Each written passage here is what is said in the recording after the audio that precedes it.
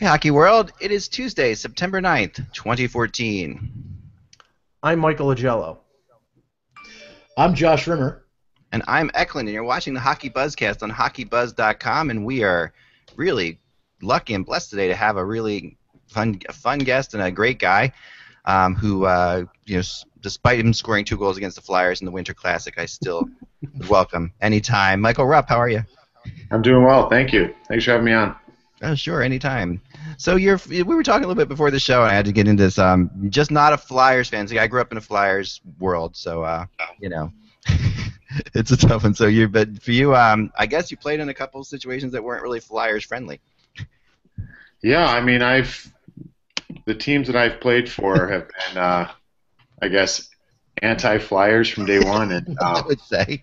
And then once you experience there, it only takes one bus ride back and out of Wells Fargo Arena and see a few bare rear ends and middle fingers to kind of make you love that rivalry. And it's been one of those things that I've enjoyed in my career. One of the things I really enjoy in my career actually is, obviously, if you ever get an opportunity to, we all dream as kids of scoring a big goal or to make a big play in a hockey game, but I love going in environments like that. Yeah. You have an opportunity to really tick off 18,000 people with one play, so it's pretty fun. And they have crazy loud fans that are they get ticked. So you did that plenty of times. I've taken that drive up the turnpike plenty of times myself, so I know the joys of it. But yeah, oh my gosh, I mean, and then of course 40,000 fans of the Winter Classic with 2 goals, and the Jaromir Jagr salute, which is still pretty legendary in this town. Oh yeah, I don't know. I mean, it was. I kind of downplayed it always, but to be honest with you, it's. I grew up in Cleveland and following the Penguins and live in Penguin country now, and was a part of that team. And it was. I think the fans are the greatest fans in hockey, and. It's a very underrated hockey town, and one of the things that I never cared for as a fan growing up was some of the things with that you'd read about, Jagr and the Penguins. But everyone else I talked to says that he's a class act, but that was more of an allegiance to the Penguin fans. So it was just kind of giving props to them. But like I said. I don't know Jagr. It's not necessarily a slap to him as much as just a little note to the Penguin fans. Well, there was a lot of stuff. Mike, go ahead, Michael. I was going to say, Mike, you weren't the first one who did that, though, because, and then Josh might remember this, 1999 when the Leafs played the Penguins in the second round of the playoffs. And Jagr was still with the Penguins. Danny Markov, who was a defenseman, played for the Flyers in Phoenix. At the end of the series, right at Jagr, before they got in the handshake line, gave him the big salute. So I'm sure people in Pittsburgh enjoyed your version rather than Danny Markov. Yeah, that was a fun moment. That was a fun day. I had the Winter Classic coming to our town, and just the game beforehand and everything like that. Seeing guys like Tommy Laidlaw and friends play beforehand, that was amazing. That was the best alumni game so far, in my opinion, of any of the Winter Classics. That was just so having Lindros out there again and all that entailed, which was so much in the city. It was fun. It was a lot of fun. So so one of your former teammates is very much in the news these days in Marty Brodeur, who last night, I guess, fourthperiod.com came out with a story saying that he would consider playing as a backup in Montreal. And basically, Marty said, if I can go someplace, play one more year and have some fun, why not go to Montreal? I mean, obviously his dad was a big part of this was a photographer for Montreal for years, right? Mm-hmm. And now, Marty maybe not getting the starting job or something like that, but it was an RDS report. Sorry about that, Josh. I apologize. I read it on fourthperiod.com, but than's for putting that up. Vincent Danfus, former Leaf, actually. Oh, Vinny Danfus, excellent. All right, there you go. So I mean, you've obviously been around Marty probably more than any of us, Michael. For sure. I've always felt it from the outside looking in, like he's one of these incredibly knowledgeable hockey guys, and just seems to know the game inside out, and brings a big footprint with him wherever he would go. So Montreal is a pretty big stage. Yeah, I don't know. I mean, I think that it's something that I've always thought, even a long time ago, that Yeah. if I can't imagine him in another jersey than the Devils jersey. Yeah. Uh, but if I was to imagine one, I would just think it made sense in Montreal there. And he's obviously a hero all over the hockey world, but in Montreal, I think it's the pinnacle of that. So, Yeah. but Marty's such a great competitor. Yeah. And I've always, you see kids at camps or on ice, and the kids are always like, well, asking about Marty over the years, or any players. Whenever I had the opportunity to play with great players, ask you about those guys. And Yeah. my thing to any of the kids are, if you ever want to know why Marty Brodeur is so good, obviously he's got a God-given talent that not many have, but you go watch him in practice. And I remember, we'll come down in drills, and a lot of goalies will stop the first shot, and they won't, they don't necessarily play the rebound, and they'll let you put it in. But as players, like we want to score the rebound, even if it's Right. open net. And but Marty he'd play it, he'd save it twice, three times. He'd do his Dom Hasek, legs Yeah. over, make a fourth save, and the next guy in line couldn't shoot because he's coming down. But these are the things, like, he's a competitor. He doesn't like when you score on him in practice. And I think that, with a guy like that, I don't care how old he is. And you always think, and I think that you don't know what you can get another glimpse of greatness again. And it could happen in a position in Montreal where they got a pretty good team and a pretty good goaltender. They really do, and I guess a lot of people last year, when Marty's name was being bantered around at the trade deadline, where people were saying, I remember Minnesota's particularly saying they were afraid to bring him in because he was such a big presence and he would dominate that way, and they didn't have a necessarily stable goalie situation. I think if you're going to bring him into a stable goalie situation like Carey Price is, I mean, that's like a spot where he's not going to. Carey Price last year, especially in my mind, came into his own after the Olympics. He suddenly feels like a confident goalie, and he feels like this wouldn't bother him. Exactly, and then if you have a guy, in worst case scenario, if something happened to Carey Price, how could you not feel more than confident with that guy coming in between the pipes? I just think that I agree with you 100%. If it's an established goalie, he knows what his role is. I think Marty's a guy who'll accept that role, and he'll provide whatever's needed, and he could definitely provide it. Makes sense, Michael Joe. Well, I mean, and my feeling on Brodeur has been pretty straightforward. I mean, I think if there's a position out there, even if it's as a backup with a team that has a number two that doesn't have a lot of experience, like Chicago with Antti Ranta, who has limited experience in the league, just played last year, that would make a lot of sense. Montreal is a situation that makes absolutely no sense. First of all, Peter Budaj is making a lot of money for a backup goaltender, and the report from Vinny Damphus was saying that they would trade Budaj. But then they also have Dustin Tokarski, who's on a one-way contract. He's signed for 2 more years. So you're going to bury Dustin Tokarski down with Hamilton to bring in Marty Brodeur to put him into a position that he's probably not comfortable with. I mean, right now he wants to extend his career, and I'm sure he's a very prideful guy, and he wants to keep going because he still thinks he has something left. But you're also putting the guy who got you through to the third round of the playoffs and Tokarski down in the AHL, where I don't think he has anything left to prove. So I'd be a little skeptical of this report. If it's a situation like Chicago, or if it's Toronto if they trade James Reimer, or if it's a few other situations like the Islanders, I can buy it. But Montreal just doesn't add up. This smells to me like Montreal is the hotbed of rumors, and this is just the latest of them. I don't know. I don't agree with that. I think that this is Marty Brodeur you're talking about. This isn't bringing in another goalie just out of nowhere. And Tokarski spends a year around Marty Brodeur. It's not gonna be the worst thing for him. I mean, he's still a kid. Budaj, they obviously don't have a lot of faith in. I mean, they skipped past him last year, which really kind of baffled some of his teammates at the time when I was talking to them, that Budaj didn't get a chance to play in the playoffs. So I think Budaj was probably already on the way out. Tokarski, is young, and yeah, I could see it being a great, I mean, just a wonderful thing to be around. I mean, geez, you're around Carey Price and Marty Brodeur for a year. I mean, Tokarski, yeah, they want him to play, but he's still young enough that he could goalies get mature a lot later. I think it does make sense. I really do. Well, if Marty's there, Tokarski's going to be down in Hamilton. He won't be up. He won't be up with the Canadians. They're not going to carry three goaltenders. Right. No, but it's still, if you look at the Canadians as a conference finalist last year, who if they had Marty Brodeur in the playoffs last year would have gone to him. They would have gone to him. So that's how I see it. If they get there again, we'll see what happens. We'll see what happens for sure. Any thoughts, Michael, on that?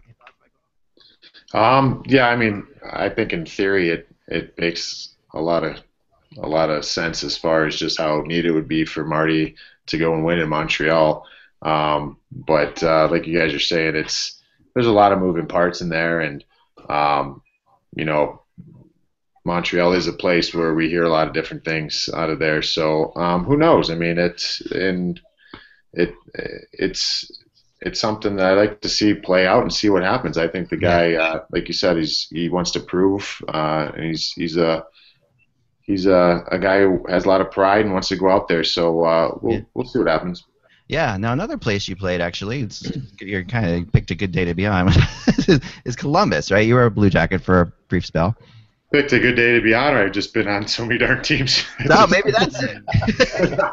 It's one or the other. Okay. But the Blue Jackets are in the news today, having announced that they, for the first time, have sold over 10,000 season tickets in Columbus. I've always thought since they've come in the league, it's one of the most. I feel kind of dumb saying this because I just said, Pittsburgh's a great underrated, but people know that Pittsburgh's a hockey town. But Columbus, when I was there, we were horrendous. We had a good crowd, and they're loud. They get behind you. You're in town. You have guys picking up your tab at dinner. Like, it's a great spot. They care. I mean, you're the big ticket in town. You got Ohio State right down the road, but you're it. And that's good to see. I mean, I know that it's been, I think in Columbus there, they've been teetering for a few years, not knowing what's going to happen with them. And I know that there's a great fan base there. I love that team. Yeah. I love the direction they're going in. And that GM came in there, and he made moves. And I know from this past year and being in the locker room and hearing game plan, you don't want to play them. And I know that going in that first round last year, talking to people around in my area about the Penguins, I said, going down the stretch, they don't want to play the Flyers, they don't want to play the Blue Jackets. Those are the two teams that are going to hurt the Pittsburgh Penguins. And they were close. They were close. I thought that Columbus is heading in the right direction, so it's good to see that. I agree, Josh. Yeah, that Michael, I was at that games 3 and 4 actually, and it was game 4 where they were down 3-0, and that crowd was the reason why that team got back into it. The Blue Jackets came back from a 3-0 deficit. That crowd got all the players to, like everyone in that building. Like I had goosebumps running up and down my arms from that game and what they were able to accomplish by coming back down 3-0. I mean, I know sometimes you'll see the 2-goal lead is usually the dreaded 2-goal lead, but it was a 3-goal lead. Yeah. And when they were able to come back, everyone in that building knew before they scored the first goal that they were going to come back and win that game, and it was something else. It was a fun game to watch, and they're the youngest team in the NHL, which is just crazy. I mean, when you think about it, just through the lineup, they're the youngest team in the NHL.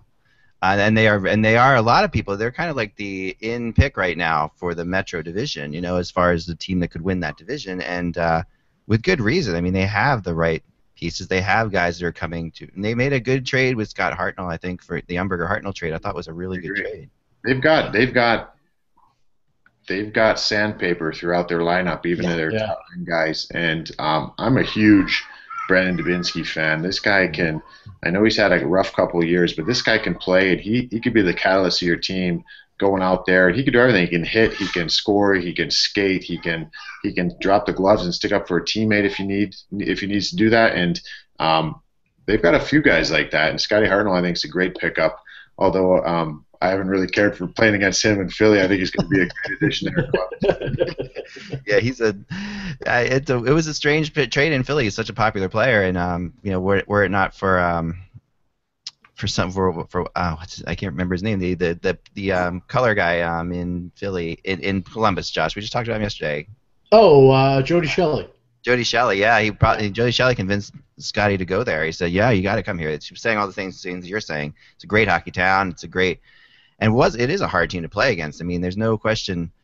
I mean, I jokingly said, I coached my daughter's, she's 13, her soccer team, and I one time showed them some of the highlights from that game that you were at, Josh, and I said, this is how hard you have to work. Like this just shows if you keep working, even if you're behind, you keep working, you win every little battle. Things happen, things start working, things start happening, and yeah, it was just they were the example for that, and I'm no one wants to play them. I mean, they're a Western Conference team that's come to the East, and they really would they would be good in the West too. But geez, they're good in the East. That's going to be something for them. And they've got the goaltending. I'm really a big believer in Bobrovsky. I think he's a real. I think if he played last year for the Russian team, I think they would have had a better fate in the Olympics myself. So another former Flyer. Yeah, another former Flyer.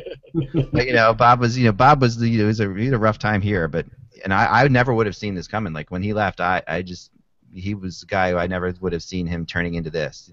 He was always quick and incredibly hardworking, and was always on the bike. I've interviewed him on the bike more than I interviewed him standing by his locker. He was always after the game. He was right there, boom, boom, boom. But at the same time, I didn't think he had it in here, to really be that goalie who could do that, and yet, bam, here he is. An amazing situation for sure. So yeah, that's I look forward to that. Mike, any thoughts? Agello, any thoughts on this? Well, I actually had a question, a couple quick questions for Mike. Mike, talking about a couple of your former teammates, and they've gone to new places this year.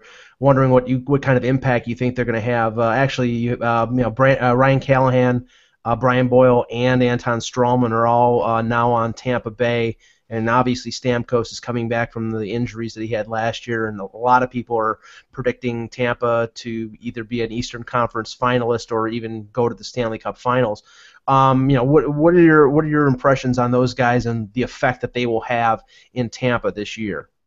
I think it's great. I think that Tampa has been a team. When you go to play them, there's the staples. You can't take needless penalties. You can't let them get on the power play. But for the most part, I wouldn't date back to their cup days. They're pretty deep then.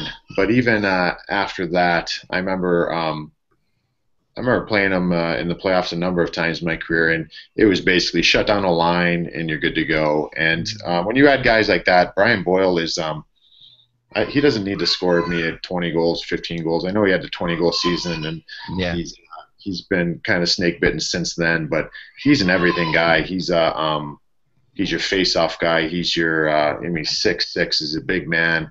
You're probably one of your best defensive forwards on any team he's going to go to. He blocks shots, not just blocks shots. He sacrifices himself to block shots, and those are all things that lift your team up when you need to win. And I think those are things that are going to help Tampa. And Ryan Callahan's a guy.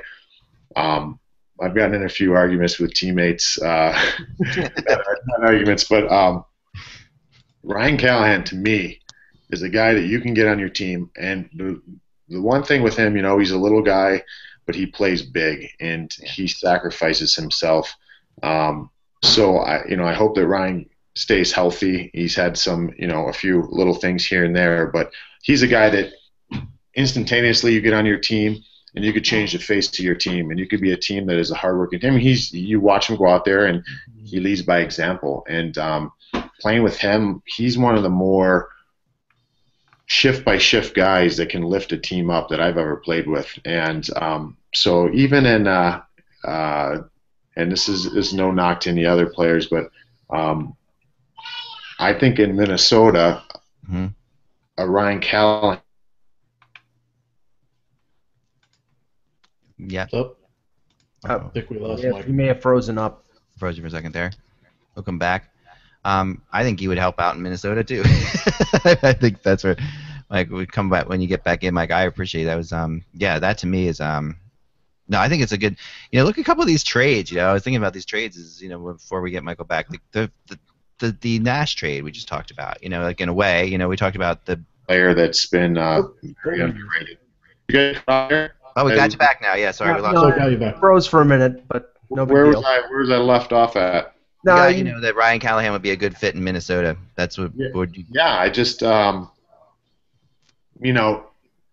that Vanek won't work out there. I'm not saying that, but I feel like when you're a team that's established, you need to add from the inside, and Callahan's that guy. He has all the intangibles. I just feel like he would be a guy to me that would be money well spent because he's your compass, and I always believe in having your compass players on your team that you watch. And Zach Parise's that, Mikko Koivu's that, Ryan Callahan's that. How can you not be the hardest working team in the NHL with if you added a Ryan Callahan to that mix too? So that's just an example, but I think he's a guy that can really. I know he's there last year, but I think they're going to love him even more down there in Tampa. And Anton Stralman was very underrated. I know that when I was in New York, he came over from Columbus, I believe, and correct me if I'm wrong there, but watching him, I'm like, or actually, I think he was in Jersey the year before. And anyways, he could do everything. He's very difficult to practice against and play against. He's good stick on puck. He's good shot. He's got a great hip check. He throws, and he can do a little bit of everything. So I think Tampa's made some really nice moves. Well, let me just get this one in quickly. The other guy, and you may be solving an argument between me and Eck because Brad Richards, was the leading scorer for the Rangers when you and he went to the conference finals against the Devils in 2012. He goes to the Blackhawks now, will be the number 2 behind Jonathan Toews, and is likely going to play with Patrick Kane. My opinion is I think he's going to thrive there. What do you think of Brad Richards as a Blackhawk? I don't think there'd be any other position place for him to go that would be better than Chicago. I think that Richie's a guy. I would tell you flat out if it wasn't this, but he's a pro. Brad Richards is a pro, and he understands, and he's going to find his way to fall into there and have fall into his niche with the Blackhawks. But I mean, the talent level's there. He doesn't have to be the guy. He's just I think it'll be great. I really do. I think it'll be. I'm actually interested to see him play. I don't know when. I know that they tried to play him.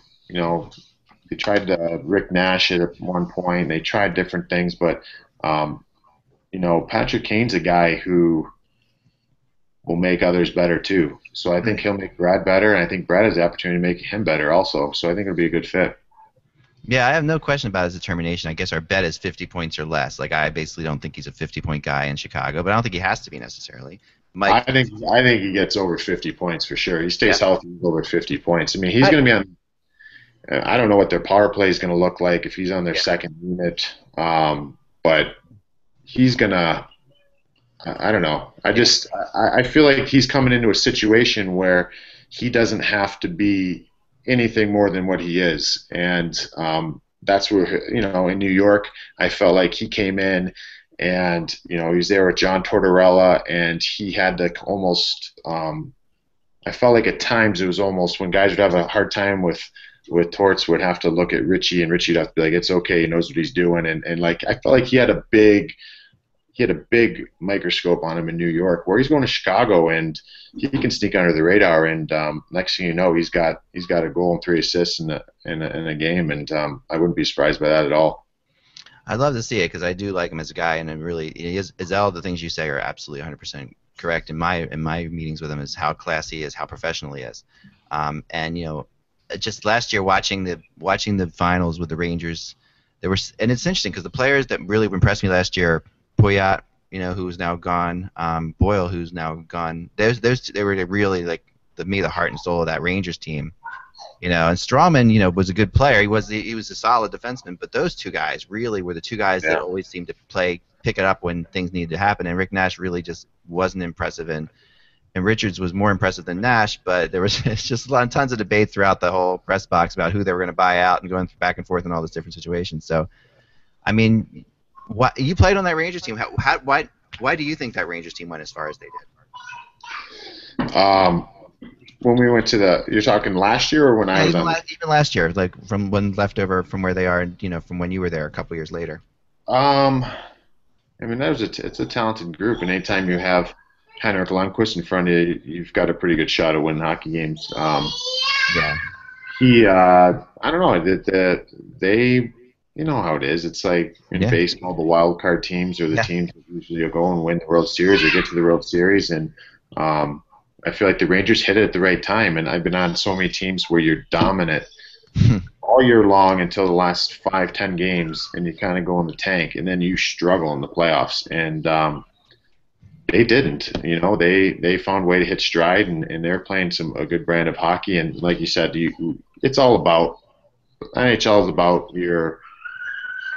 I never want to underestimate your top end players because those are the money makers. Those are the guys people pay to see.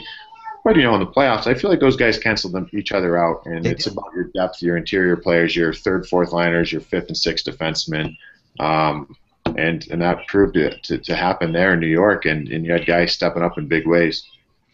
You played in both conferences now too. I wanted to ask you about that because that's a debate we have on here all the time. The East versus the West, and then you see, I think it's a little bit overblown of how much better the West is than the East. But at times, it's hard kind of to argue with that. What are your thoughts? Yeah, I've always felt since I even came in the league that the reason why I feel the West is always better is because the East is always a game of inch out there, and it's a grind. It's a grind playing that Eastern Conference, and I know even as a player in my role, it's like you're sitting there and you're looking at your schedule for the month, and you've got Philly, then you're going to go. Say I'm playing in Jersey, it's like you got Philly, then you got the Rangers, and then you're playing Boston and back to Philly. And there's no nights off in the NHL period, but it's every night is a grind, and I feel like the West is more of a puck possession game. I feel like it always has been. I don't know if it's from the influences of Detroit when they're in the West, and those teams are kind of set the standard for that. But it's the inches on the ice are few and far between to come up with in the East, and I feel like the teams just wear each other down as the season goes on, and I think the records kind of show that. And for me and my style and the kind of player I am, I think the East is definitely a better place for me to play, and but it's always been a interesting thing, and a lot of people disagree. I guess it depends who you're talking to. If you're from the West or the East, who you choose better. For sure. It's always a tough one. And it's funny because last year you were with Minnesota, who I think of as if there's one team in the West that reminds me of the New Jersey Devils, it's the Minnesota Wild. They feel like is there any similarities there? I wouldn't say. The only similarities I would say is structure, and I think that is and will continue to be Minnesota's strongest asset is the structure. That coaching staff there has a structure that they want the team playing under, and when the team's doing it, you're not giving up much. And that was the same thing in New Jersey. We obviously relied heavily on Marty Brodeur at times, but the structure and the structure always gives you a step in front of the opponent because I know what my teammate's going to do before he does it because you almost become a robot, and that's how it was in New Jersey. Right. It's not like that in Minnesota, but those are things I think help sometimes. And sure. I think just maybe the stinginess makes you think of it, and I know Jacques Lemaire obviously being in Minnesota is a big part of that, but that team's a little more open brand of hockey now, but they don't give up much, so it's I think they're moving in a more exciting way. Yeah, I think so too. Josh, you had a question?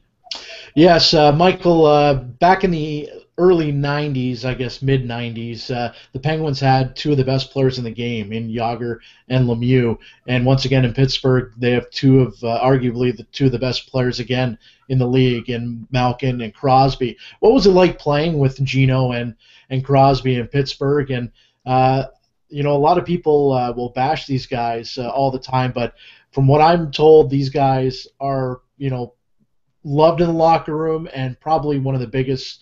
They prepare so much for each and every game.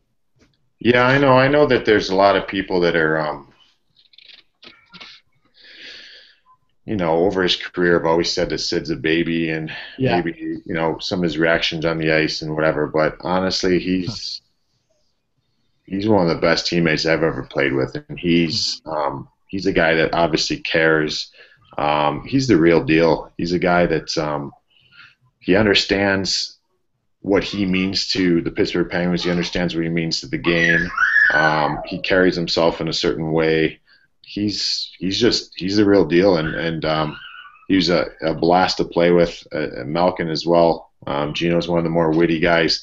that I've been around, and you don't see that right away. But and thing with Gino too is he plays with an edge, and he's got an edge to him, and so does Sid. And when you have players who aren't shy with, if you give them a shot, give a shot back, those are all great things to have. I think over the years what they've run into is maybe getting caught up in that as a team a little bit too much in the playoffs with Philly and kind of falling in the other team's hands. But, when I was there, I used to always tell people, you could put Sidney Crosby, and this is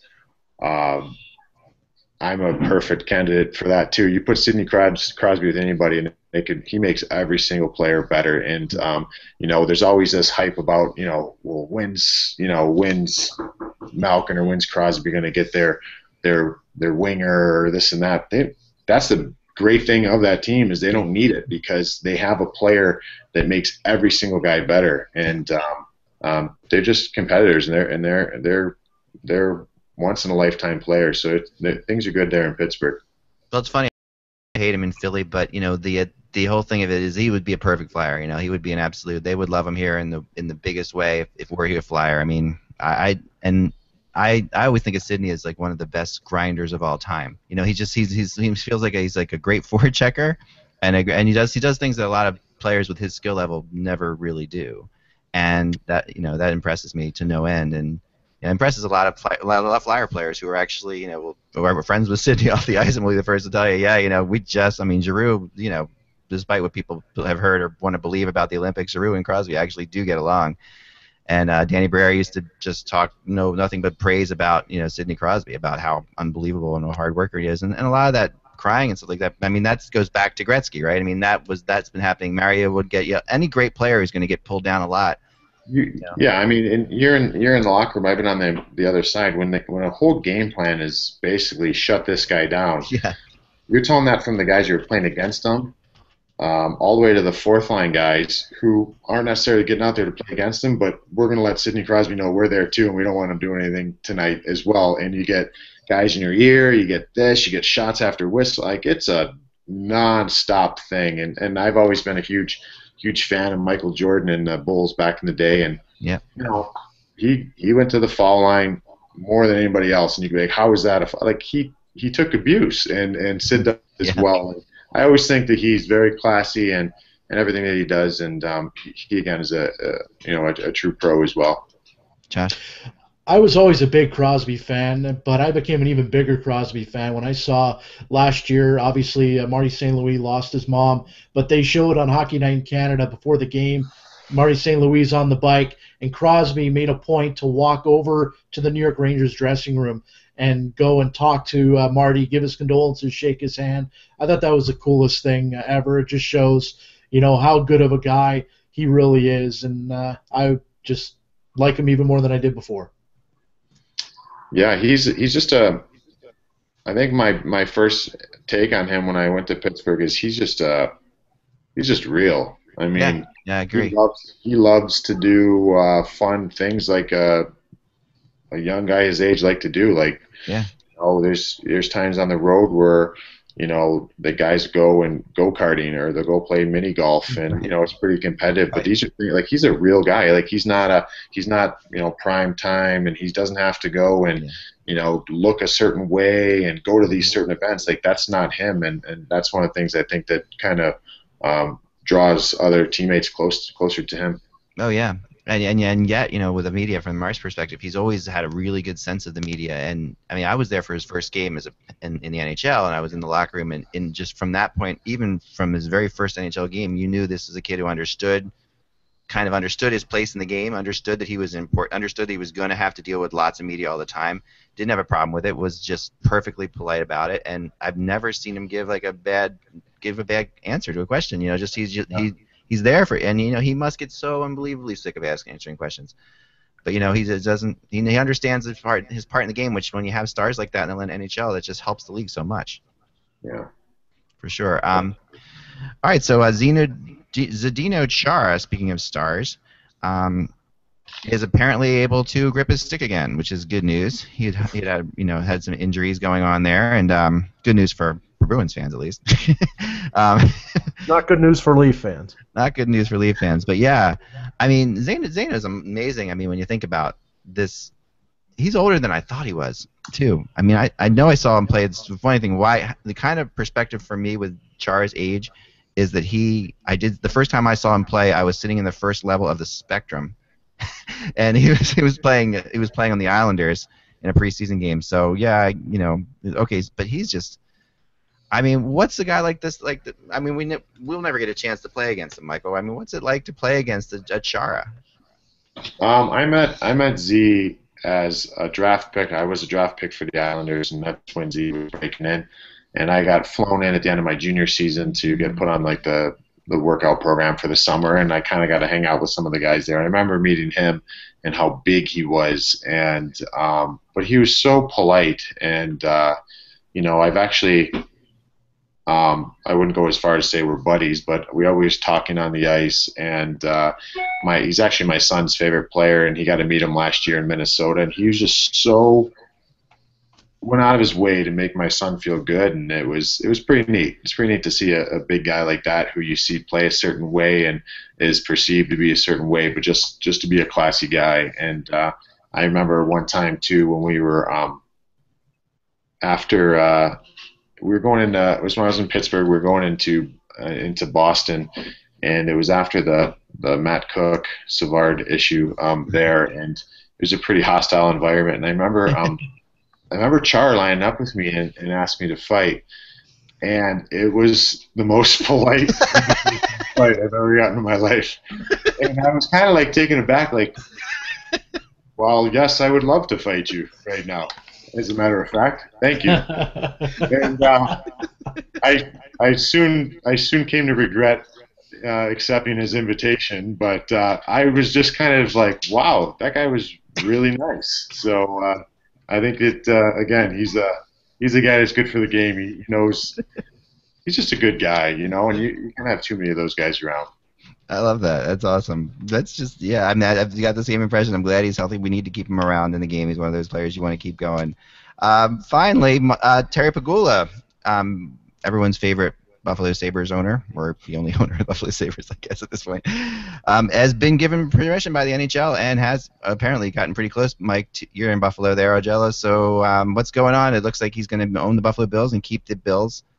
But I'm sure we're not your favorite team growing up, Michael. Oh no, I'm a Bills fan. I'm just sick and tired of them losing. Yeah, the other Michael, you had to be a Steelers fan, right? Ooh, no. Oh, no, you were a Cleveland fan. I'm sorry. What am I saying? Don't let this fool you. Yeah. Okay. This is my National League team. National League team, Indians, American League. There you go. And then Browns are my football league team. There you go. So you're rooting for Johnny. You're rooting for Johnny Manziel to get in there pretty quickly. Yeah, I can't wait. I cannot wait for him to be in. What environment would it be great in? I mean, it could be great in Baltimore. It could be great in Heinz Field in Pittsburgh, just to do his money. Yeah, that'd be something. Well, Terry Pegula is doing this right now too. So that was the thing in Philly when they actually made the trade. I guess that got the Browns to get him. The Eagles made that trade, right? I guess that the Browns ended up getting him early in the first half of when the Eagles were losing 17-0. I was next to a guy who's like. They said the other day, "Oh man, we never should have traded our quarterback away. We're gonna."